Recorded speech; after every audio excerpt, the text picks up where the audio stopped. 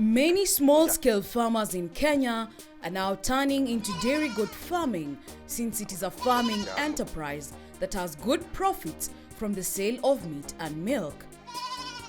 Goat farming is known to be less labor-intensive, and the goats can survive under any weather condition in the country.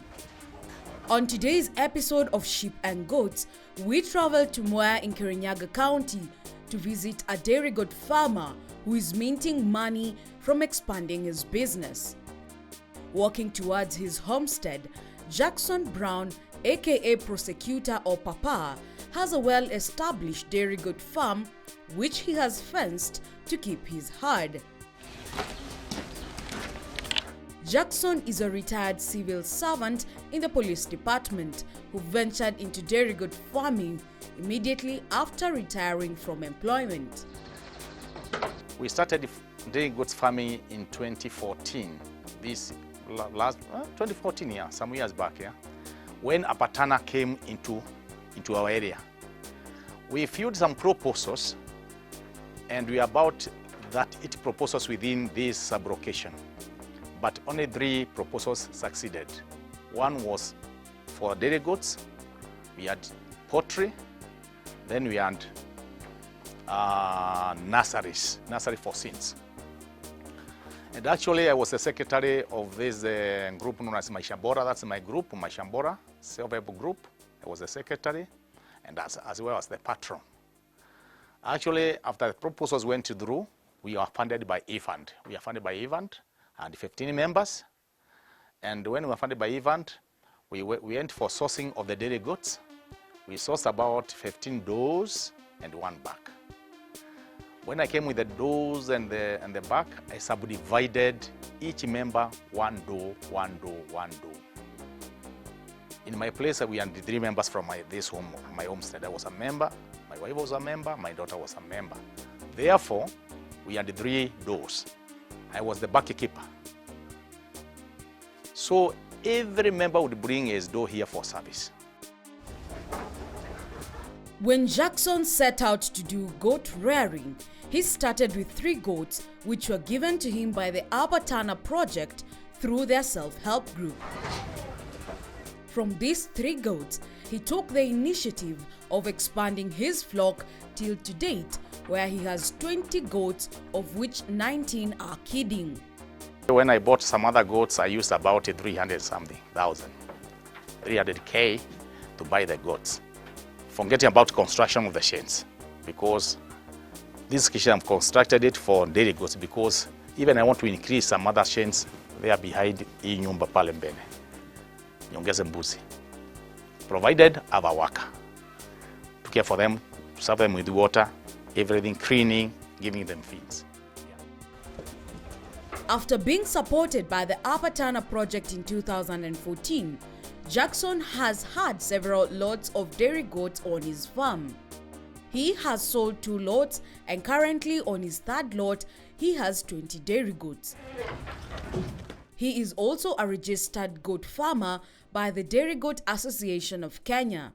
This has given him the leverage of finding good markets for his goats at the best prices stipulated by the association. A lot of people say they have milky goats, but without registration of those goats, they have no market. They can be bought locally, but with my goats, they are registered. They are a bit expensive because the DGAK knows about the goats. Even today, even the technical manager in Nyere knows about the goats. Rearing of dairy goats, I find it good because I don't find any charge. Because I'm trained with the rearing of dairy goats and cows. We went to Meru for training 4 times. Therefore, diseases of goats I know. If it start diarrheaing, I know the medicine I can give to my dogs. I'm still a veterinary officer with the people who have goats. They call me to treat their goats. I know the medicine to use, and after 3 days, they become okay. Jackson's motivation into goat farming as a business was the amount of money he could mint from the business through the sale of milk, kids, and manure from the goats. If you sell about 20 goats, you know you have 300 and something. Once. Okay, after 6 months, you can get over 300 something. Because ndio tunaitanga kilimo biashara ya dairy goods. And I'm known in Central Province, area dairy goods myself. What promoted me is, one, manure. I take manure to the farm. Sale of goats, sale of kins, milk, because like last time when I was getting about 20 liters, 30 liters of milk from goats and 100 from Karira Mission Hospital. I used to take maziwa huko ya mama wamezaa, wana watoto wanataka maziwa ya mbuzi, mama anataka maziwa ya mbuzi. I used to sell there at Karira. There are several goat breeds in Kenya that are for meat and milk production or both. These include the Saanen, Toggenburg, Kenyan Alpine, and the small East African goat. At Jackson's farm, he has a crossbreed of the Kenyan Alpine and the Toggenburg goat breed. He has one back which serves all his does. Because I have this one which is here, which is sleeping now, and another one which is here. The rest are Kenya Alpine, pure Kenya Alpine, Atasenge. And these all goats are all served by this back, which is here. It has been served by these goats. Out of interest, we inquired why Jackson opted to rear the Kenya Alpine breed and not a full herd of Toggenburg or Saanen. Kenya Alpine, here in Kenya, this is the breed which works very well, Kenya Alpine. Because after other breeds like Saanen, like Toggenburg, they don't do well unless you crossbreed them. Although Toggenburg has high production of milk. Even this one have high production milk. Because I remember the first lot, I'm going to give me 2 to 3 liters. Every day, one dog, and I was milking about 10 or 15. I had a lot of goats in these sheds.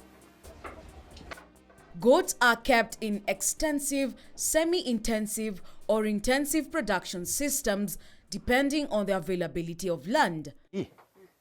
Many farmers who set out to do goat farming prefer zero grazing system for easier goat management.